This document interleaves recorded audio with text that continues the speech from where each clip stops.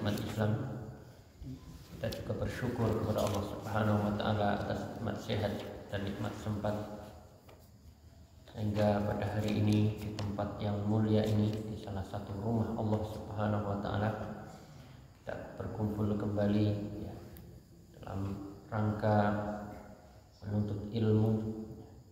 Kita berharap kepada Allah Subhanahu wa taala, semoga Allah memberikan kita kemudahan dalam memahami agamanya dan kemudahan dalam mengamalkannya. Amin amin ya rabbal alamin. Salawat dan salam semoga tetap tercurahkan kepada baginda Nabi Agung Muhammad sallallahu alaihi wasallam.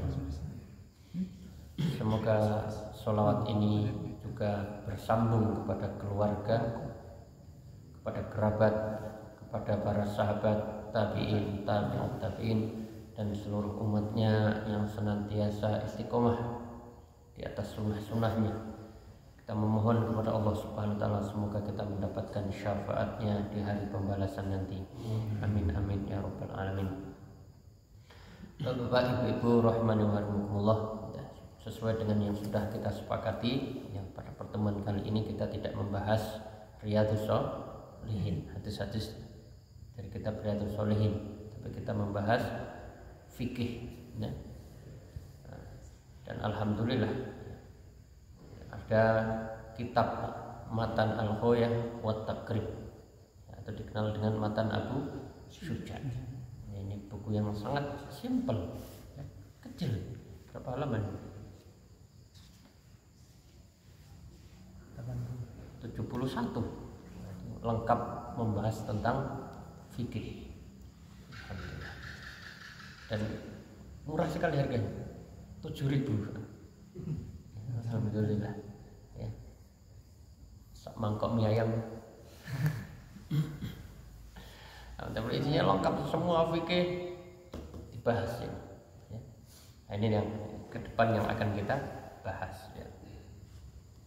Namun sebelumnya ya, fikih itu ya, ini yang sangat kita butuhkan dalam keseharian kita. Kita hidup tidak lepas dari namanya fikih. Ya. Mungkin sebelumnya untuk mukadimah apa itu fikih? Ya. Fikih itu artinya al-fahmu. Artinya apa? Paham. Secara bahasa artinya paham. Dan ini memang ada kaitannya. Ketika orang ibadah itu paham dia apa yang dia lakukan. Kenapa sholat Pak? Mbuh, ora ngerti. Liyane sholat ya sholat. Apa bedanya dengan usul fikih Pak? Oh iya, usul fikih itu ilmu alatnya. Untuk memahami fikih itu nanti ada alatnya namanya usul fikih, tentang kaidah-kaidah, tentang apa itu wajib. Kan kita nanti akan berbicara wajib, sunnah, ya kan? Kemudian mubah, ada yang haram, makruh. Nah, itu pembahasan dari usul fikih untuk memahami kaidah-kaidah. Nanti berkaitan erat dengan maka orang yang belajar fikih itu diharapkan sudah pernah belajar usul fikih. Biasanya seperti itu. Alhamdulillah di pesantren itu diajarkan usul fikih itu ya. Itu artinya al-fahmu. Ya. Rabbi shrah li sadri wa yassir li amri wahlul 'uqdati min lisani yafqahu qawli. Yafqahu artinya paham perkataan.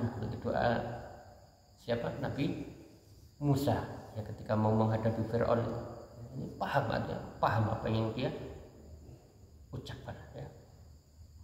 Kemudian ya, ini secara bahasa, secara istilah ya, secara umum ulama kita menyebutkan ya, al ilmu bil ahkami asyar'iyyati al amaliyati al muktasabati min adillatiha at-tafsiliyah.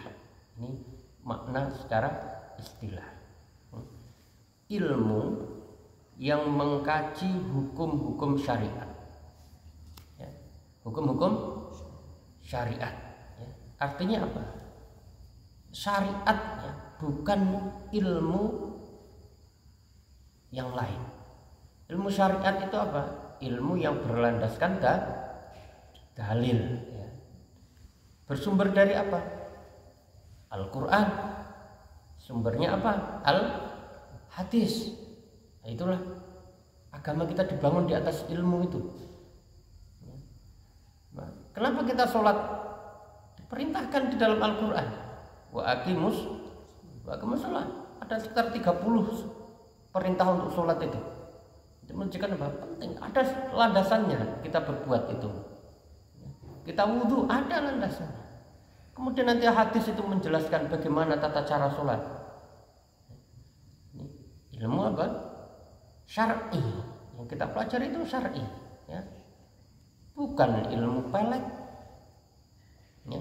Bukan ilmu laduni, tidak. Ya. Syar'i, ya. Al-amaliyati. Ya. Ini yang berkaitan dengan amal perbuatan seseorang. Ya, maka ini, ya, amal kita, ya, gerakan kita, nah, ini diatur dalam fikih. Sholat itu, ya kan? Wudhu itu kan amal semua. Nanti ini membatasi dari apa? Ini tidak membahas masalah keyakinan, tidak membahas tentang akidah, ya. Karena belajar apa? Tentang fikih yang berkaitan dengan apa? Amal perbuatan seseorang dalam beribadah. Al-muktasabah artinya apa? Diusahakan, diteliti, diambil kesimpulan, ya. Ulama kita itu, ya, dalilnya ini. Oh, hasilnya ini hasilnya, ya. Oh, ini wajib, oh ini sunnah. Dalam sholat itu kan tidak semuanya rukun, ada sunnahnya, ada wajibnya, nanti mungkin ada hayahnya, ya. Nanti konsekuensinya apa kalau meninggalkan rukun? Kalau orang meninggalkan rukun bagaimana sholatnya? Ya kan? Kalau meninggalkan wajib bagaimana? Meninggalkan hayahnya bagaimana? Ini mereka itu kerja keras itu, ya. Kemudian apa? Nah, jadilah sebuah hukum. Kita itu enak tinggal menikmati. Ngono ya ora gelem maca, ya. Masih banyak orang itu tidak mau belajar gitu. Ya. Coba ulama dahulu itu gigihnya, Pak. Untuk apa? Supaya mudah kita itu generasi setelahnya itu untuk mempelajarinya. Min adillatiha at-tafsiliyah, dengan menggunakan dalil-dalil yang terperinci. Dalilnya rinci sekali. Ilmu fikih itu, ya kan? Dalilnya jelas nanti. 1, 2, 3, 4. Oh, ini dalilnya apa? Nanti sini lagi ini dalilnya ini. Ya? Rinci. Rinci ini berdasarkan apa? Al-Quran, Sunnah, nanti ada ijma ulama, ada qiyas. Dirinci nih tempat ini yang menjadi pokok dalam pendalilan nanti. Inilah yang disebut dengan apa? Ilmu fikih. Itu dituliskan oleh para ulama. Ya. Kemudian, ya. Sasaran dari fikih, ya. Siapa orang yang terkena fikih ini? Ya. Af'alul mukallaf, orang yang terkena beban syariat. Yang mukallaf itu siapa? Manusia, Pak. Ya. Kita ini terkena beban fikih, apalagi sudah balik. Sudah balik ya? Alhamdulillah. Ya. Nanti ya berkaitan dengan ya amalan-amalan yang kita terkena beban itu, nanti ada yang harus kita kerjakan, ada yang harus kita tinggalkan, ada yang itu pilihan, ya. Yang harus kita kerjakan itu nanti ada wajib, ada sunnah. Yang harus kita tinggalkan ya, ada makruh, bahkan ada haram, ada yang pilihan mubah. Ini af'alul mukallaf, ya. Kita nanti diberi pilihan itu, ya, ini mau dikerjakan atau tidak. Oh, ini harus dikerjakan, ya, wajib hukumnya. Contoh wajib apa harus dikerjakan? Sholat, kan? Apalagi puasa itu harus itu. Ya. Kemudian yang haram, ya, yang tarku yang harus ditinggalkan apa dalam agama? Nah, itu nanti semua berkaitan dengan ilmu fikih, ya, fikih. Ya. Mencuri itu kan wajib, harus ditinggalkan. Khomer itu harus ditinggalkan. Ya. Yang ibahah, yang pilihan, yang mubah. Nah, nanti apa contohnya? Ya. Ya, makan yang tidak, ya kan? Tidak disukai, itu ya. Itu nanti pembahasannya.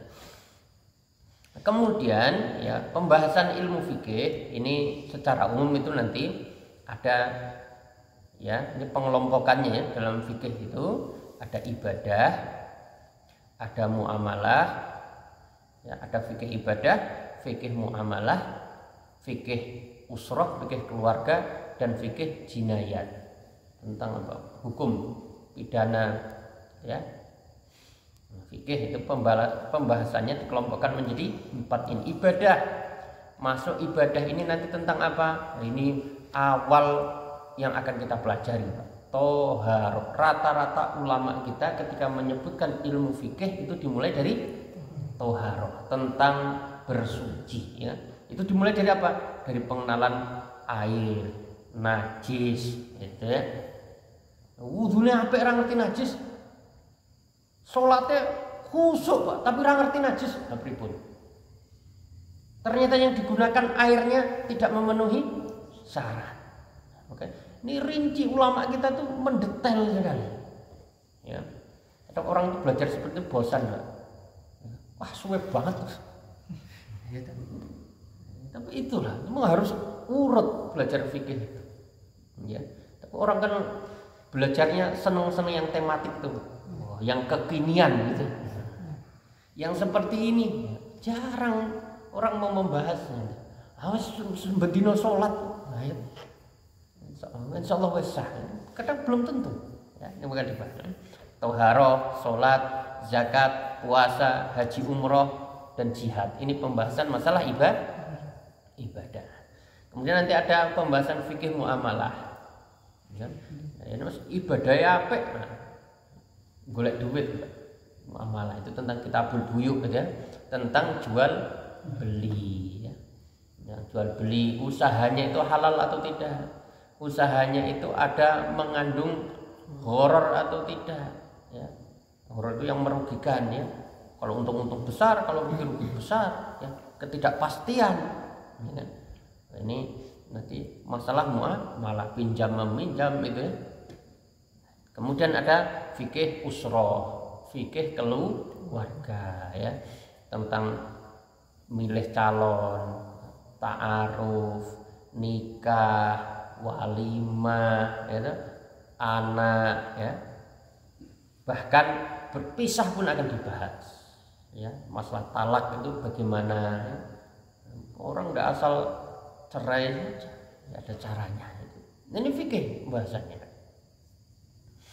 Kemudian selanjutnya, ya, tentang jinayah, ya. Ini tentang yaitu hukum pidana. Kalau ada kekerasan dalam rumah tangga bagaimana, pencurian bagaimana, orang zina bagaimana, orang minum khamr bagaimana, apa hukumannya, itu nanti dibahas di dalam kitab fikih. Ini 4 pembahasan kelompok itu, ya, pengelompokan pembahasan fikih. Dan kita akan memulai dari mana? Dari ibadah. Nah, dari ibadah itu yang pertama akan dibahas pasti toharo, ya. Kemudian yang akan kita pelajari, Pak, buku yang ini yang ada, ini namanya kitab matan matnu al-ghayah wa takrib. Ya. Ini matan. Jadi bentuk fikih itu ada namanya matan. Matan itu seperti apa? Matan itu hasil penelitian, ya, mutolaah itu. Siapa? Penulis, kemudian apa? Menjadi kesimpulan. Makanya bukunya tipis. Beliau tidak menyebutkan dalil. Air yang suci 1 2 3 4 5, ya kan?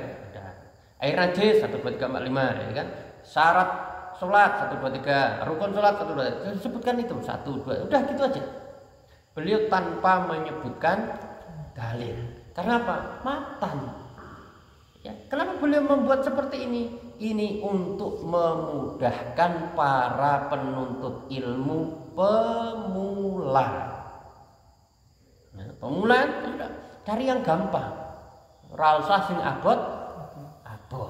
Abot. Itu ramangkat. Jangan berat-berat ini, dan tujuannya supaya mudah untuk dihafal.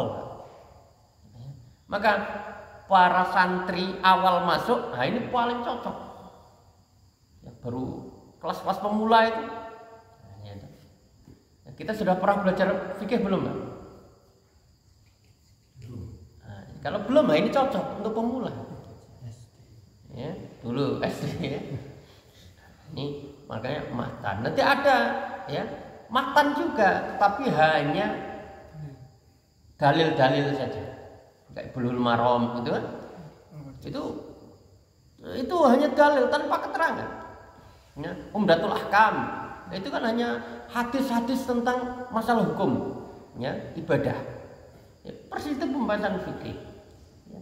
Nanti ada yang berdasarkan madhab, ya, fikih madhab, ya, fikih tertentu, ya.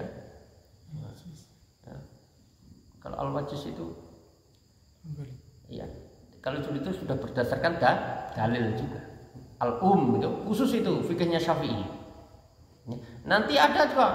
Nah, ini urutannya, Pak. Jadi ini untuk pemula. Kemudian kalau mau ditingkatkan lagi itu belajar fikih madhab. Kemudian lebih tinggi lagi nanti ada fikih muqaranah, perbandingan. Ya. Imam Syafi'i masalah ini seperti ini pendapatnya, ya. Imam Ahmad seperti ini, ya.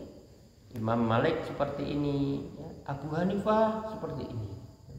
Paling senior kan Abu Hanifah, ya. Baru Imam Malik, baru Imam Syafi'i, baru siapa? Imam Ahmad. Ya. Ini 4 mazhab yang terkenal, ya. Meskipun mazhab itu tidak hanya 4, ada banyak mazhab-mazhab yang lain. Kayak Imam Bukhari pun punya pendapat-pendapat, tapi karena tidak masyhur, ya. Yang masyhur itu 4. Ya.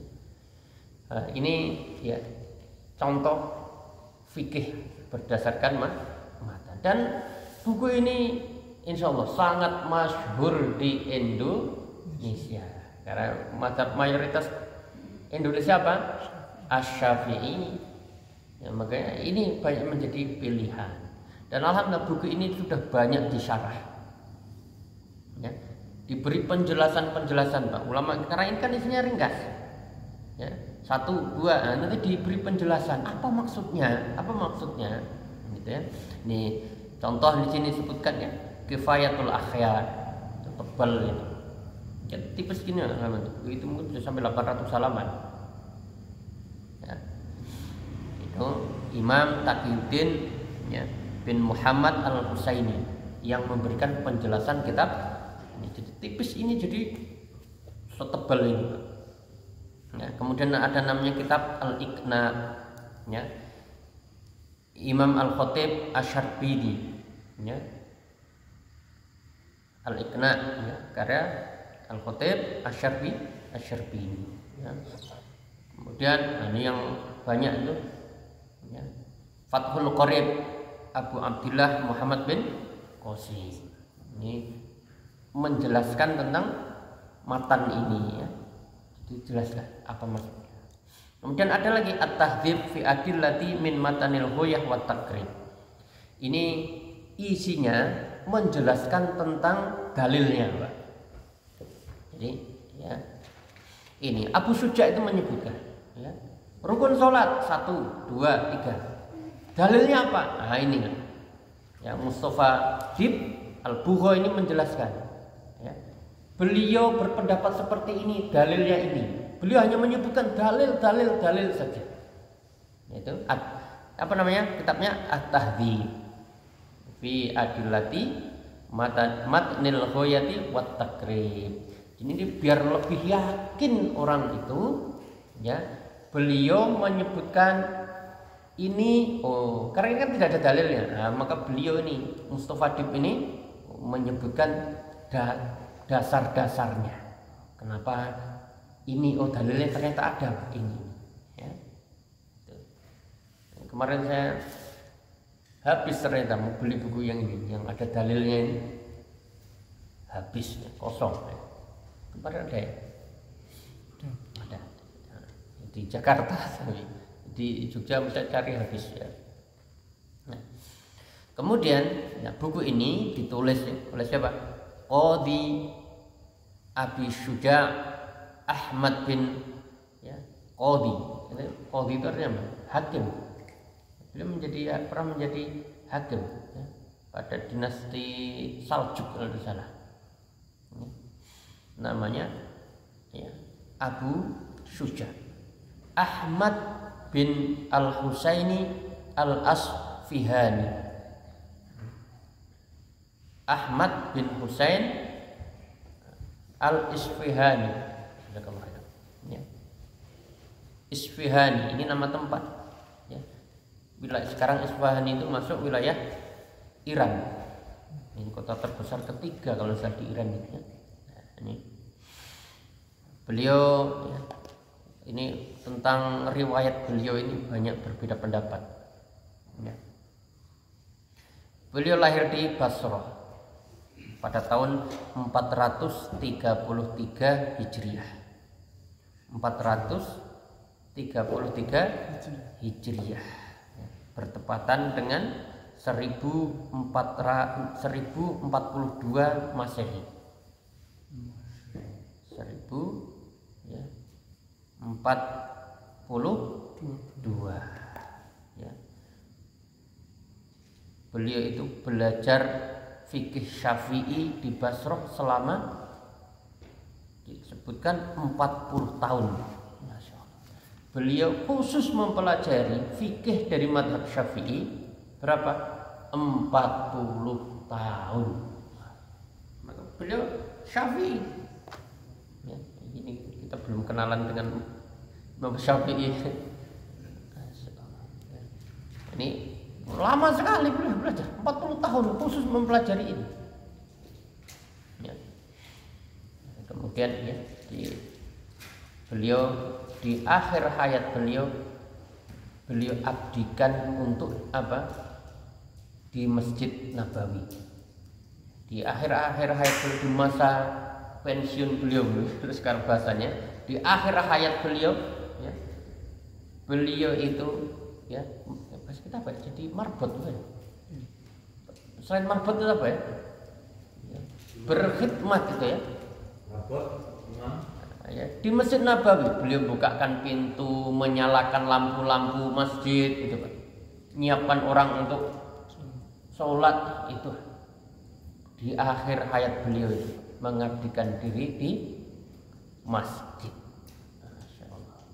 Kemuliaan itu melayani tamu Allah kan? Tadi sholat di Madinah, Masya Allah. Seperti apa? Berapa? 1000. Kemudian beliau wafat pada usia pada tahun 593 Hijriah atau 1196 Masehi. Wafat di Madinah. Piro ke Pak? Oke banget kan ya? Banyak memang, beliau umurnya panjang. 150-an. 160 tahun. Masya Allah, hidupnya panjang.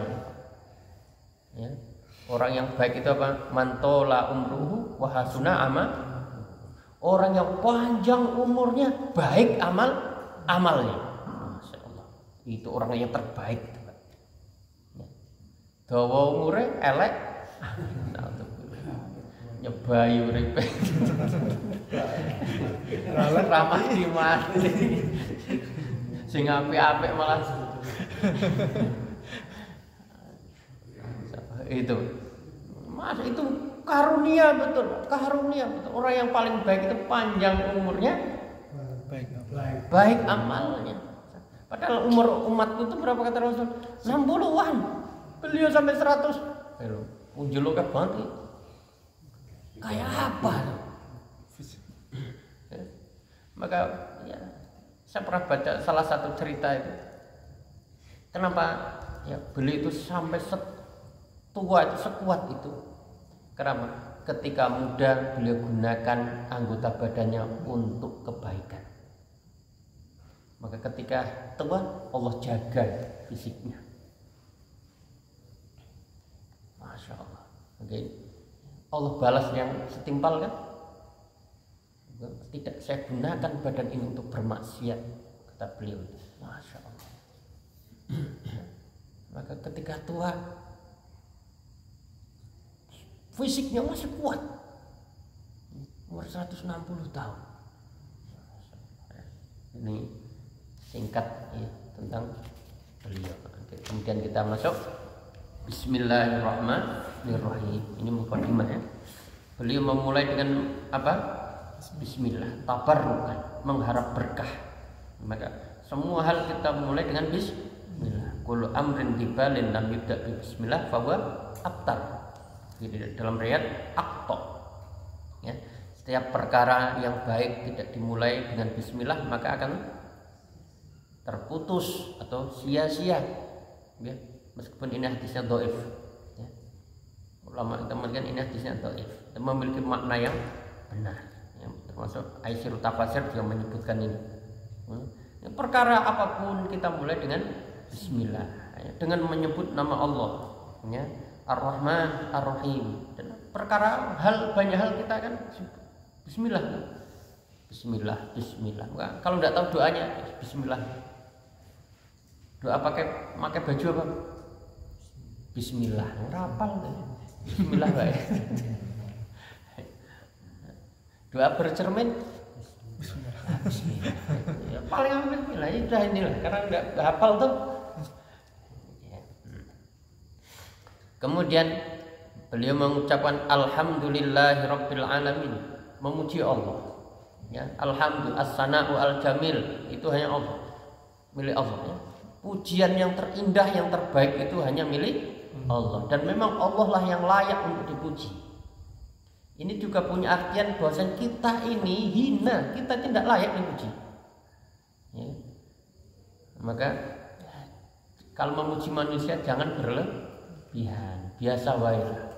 Kamulah satu-satunya. Wah. Oh, yang terbaik pujian itu hanya milik Allah dan memang layak untuk dipuji. Ya. Jangan berlebihan memuji manusia, banyak kekurangannya. Ya. Nanti kecewa juga. Rabbil alamin, Rabb alam ini, jagat raya ini. Rabb itu artinya Khalik, pencipta. Kemudian apa? Khalik, Malik, penguasa, pemilik. Allah lah yang menciptakan jagat raya ini, Allah yang memiliki jagat raya ini, dan Al-Mudabbir itu mana Rabb.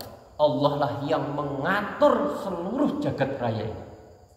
Maka orang itu kalau setiap sholat itu mengucapkan alhamdulillahi rabbil alamin, yakin Pak, saya ini ciptaan Allah, saya itu dikuasai Allah, saya itu yang ngatur Allah.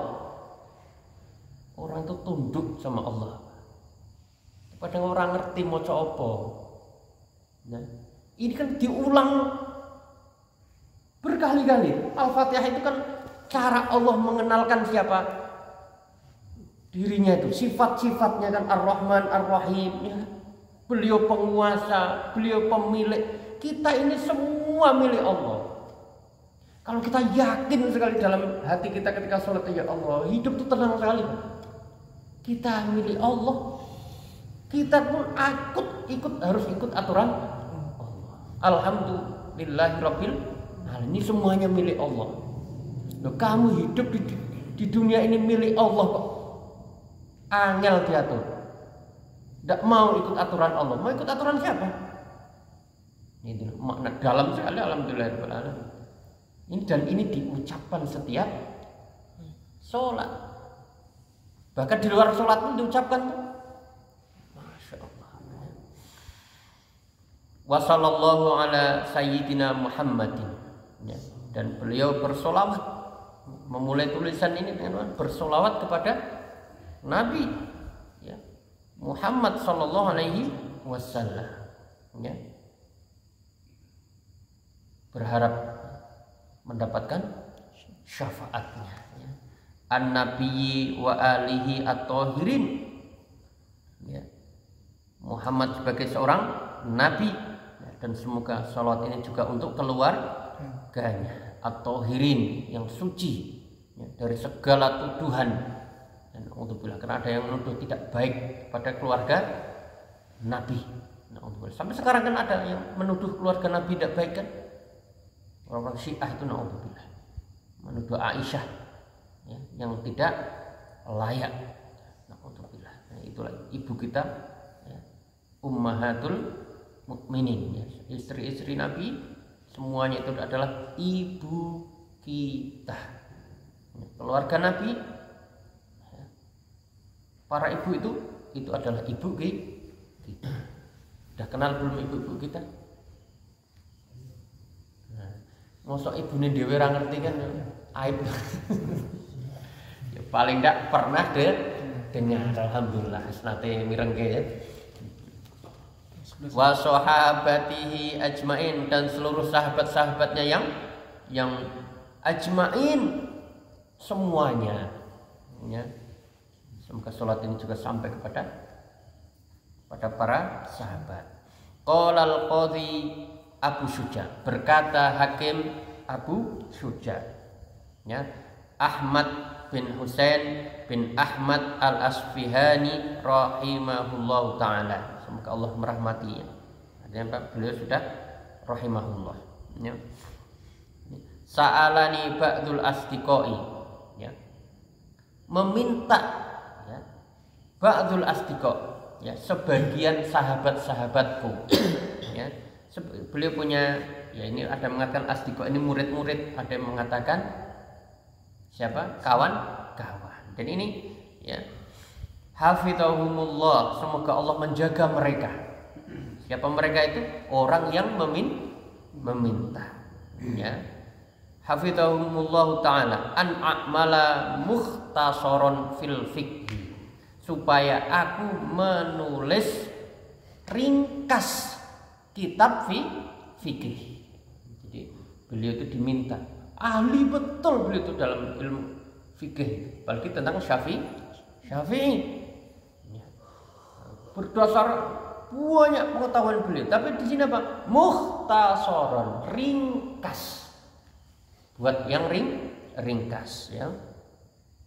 Ala madhabi al-imami asy-Syafi'i ya, sesuai dengan madhab Imam Syafi'i. Buatkanlah yang ringkas saja ya, biar mudah untuk dihafal ya kan. Mana tadi? Imam Syafi'i rahmatullahi ta'ala, semoga Allah merahmati Imam Syafi'i ya, alaihi wa ridwanuhu ya, semoga ya Allah memberikan keridhoannya. Fi ghayatil ikhtisar wa nihayatil ijaz ya. Jadi ringkas kemudian apa? Simple.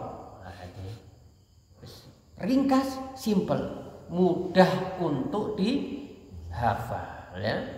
Liyak ruba alal muta'allimi darsu, untuk memberikan kemudahan kepada siapa? Guru dalam mengajarkannya. Simple, tidak usah yang jelimet-jelimet ya. Yang gampang sajalah ya. Supaya apa? mendapatkan kemudahan. Wa yashula 'alal mubtadi'i, dan memberikan kemudahan bagi para pemula. Ini bagi para pemula supaya mendapatkan kemudahan-kemudahan. Hifdhuhu, dalam menghafalkannya. Ini banyak dihafal loh, matannya ini banyak dihafal. Ya. Kita mau menghafal. Kita memahami saja. Ya. Kalau dulu tuh orang menghafal segini tuh sedikit, Pak. Ya.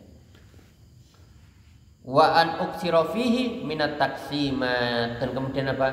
Untuk membanyak pembagian-pembagian, ya kan? Ini bagian ya ini kan. Ya. Rukun sholat berapa? Ya kan? Syarat sholat berapa? Sudah gitu aja. Ya simpel-simpel saja. Tidak perlu ada dalil. Wa hasril khisal, yang simpel itu ya. Fa ajabtuhu ila dzalika taliban lis-shawab. Kemudian apa? Saya memenuhi permintaan tersebut. Taliban lis-shawab, saya berharap pahala. Jadi, tidak berharap apa-apa. Tidak berharap ya berapa eksemplar nanti masuk rekening kan? Tapi betul-betul beliau menulis ini supaya Pak mengharapkan pahala. Masya Allah, semoga Allah kabulkan. Alhamdulillah, sekarang kita baca ini amal jariah beliau. Berapa orang yang membaca di dunia ini karya beliau. Itulah orang kalau niatnya ikhlas itu Allah mudahkan jalannya. Kita itu kalau beramal tuh ikhlas itu, Masya Allah, pahalanya itu Allah mudahkan kita mendapatkan pahala. Tapi namanya pamrih, angel kan? Mungkin di awal aja mudah, selanjutnya mungkin orang lupa itu. Tapi karena keikhlasan beliau dalam menyusun buku ini, akhirnya apa? Taufik Allah itu buku ini sekarang sampai ke Donon sini Pak. Dari mana nih? Asfahan jauh sekali loh Pak. Sampai sini. Karena inilah kekuatan ikhlas itu Pak. Masya Allah ya. Rahiban ilallah ta'ala ya. Berharap ridha Allah subhanahu wa ta'ala. Mengharap Allah, tidak ada yang lain. Fi taufiqi liswabi innahu ala ma yasha'u qadir. Ya, semoga mendapatkan taufik pertolongan dari Allah ya. Tahu sesungguhnya Allah ya menghendaki sesuai dengan yang Allah takdirkan. Masyaallah. Beliau mungkin tidak pernah nyangka buku ini bisa sampai ke tangan kita sekarang. Tapi kekuatan ikhlas itu menjadi jariah betul buat beliau. Wa bi ibadihi latifun khabir. Masya Allah. Ini mukadimah dari beliau. Mukadimahnya simpel.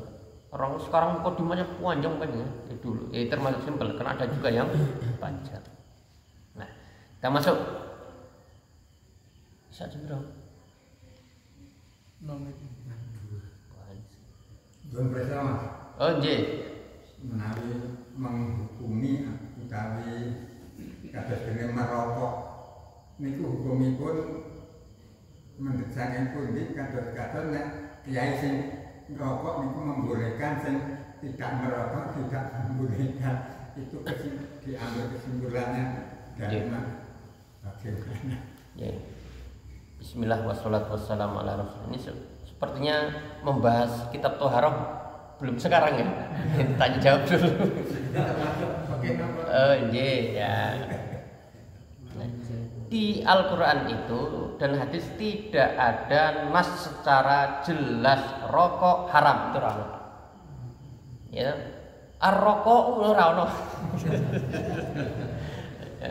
Atau at-tadkhin itu bahasa Arabnya kan tadkhin, dukun itu ya. Asap itu enggak. Tapi ulama kita yang mengharamkan itu tadi yang menghalalkan, memang tidak ada nas jelas yang menjelaskan itu haram, itu tidak ada. Makanya apa? Ya paknya boleh. Ya, paling pol-pole makro membahayakan, gitu. Nek membahayakan kabeh membahayakan orang mau rokok. Itu masjid membahayakan nek ngembrui. Nah itu.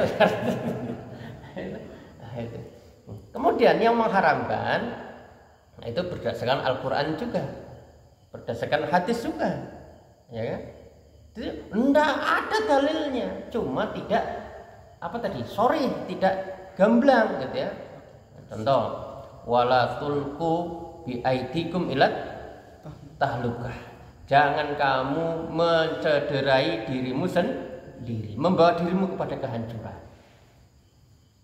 Rokok itu merusak diri sendiri tidak? Orang tambah sehat kok. Ayo wis itu. Ya ta? Aku nek ngerokok. Dokter itu memutuskan bahwa itu bahaya. Itu kan kita manut ahlinya toh, Pak. Tapi ono Pak, ya ada. Aku nek macul tambah kuat nek ngerokok. Aku nek kerja iki tambah semangat. Nah itu ora terbukti. Wah, monggo. Ya toh? Jadi tidak ada hukumnya pasti. Nah, itu yang pendapat pertama tadi. Pendapat kedua ini saya jelaskan. Yang kemudian ya Rasul sebutkan la dororo wala diror. Tidak membahayakan diri sendiri dan juga tidak boleh membahayakan orang lain. Rokok itu membahayakan diri sendiri enggak? Ya, membahayakan orang lain tidak? Bahkan rokok pasif itu kan lebih bahaya katanya kan? Nah, itu. Nah, ini makanya karena inilah dua ini, maka mereka mengatakan apa? Tidak boleh, haram. Ya. Dan didukung nanti para ahli. Ya. Siapa ahli itu? Ahli kesehatan. Ada dokter yang merokok? Banyak. Ya, wes dong. Itu berbeda perilaku sama hukum berbeda. Boleh tidak nyolong? Tidak boleh, tapi ono nyolong orang banyak. Banyak. Maka perilaku itu jangan jadikan hukum. Nyatane dokter orang ngerokok kok, terus oleh ngerokok. Nyatane itu maling oke, terus oleh maling. Kan tidak. Jadi ini dua pendapat itu Pak ya. Ya maka ini yang bolehkan, ini yang tidak boleh. Jadi kan sekarang sudah tahu dasarnya. Ya. Kalau saya tidak memerugikan diri sendiri dan orang lain. Ya. Apalagi sekarang pemerintah keras sekali gambarnya itu. Kalau di Arab itu dulu Pak, waktu saya pertama kali lihat rokok itu langsung tulis saya Pak, tusabbibul maut, menyebabkan mati. Nah itu aja tidak ada gambar lain, tidak ada tulisan lain. Di Indonesia kan masih pemerintah merokok gitu kan? Apa itu? Dapat menyebabkan merusak kesehatan, impotensi dan ibu hamil menyusui dan lain itu kan. Terus baru-baru kali ini saja kan pas gambar sing meden-medeni Pak. Ya ora wedi.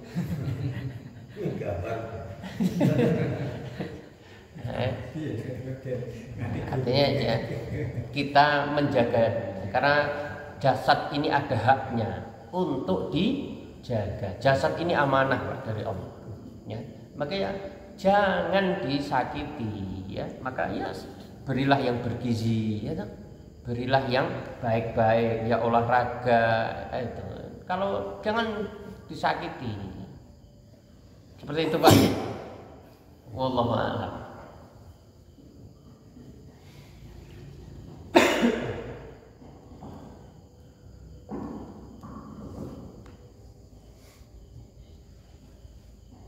Sambung nanti ini berarti 2 minggu ke depan Pak ya.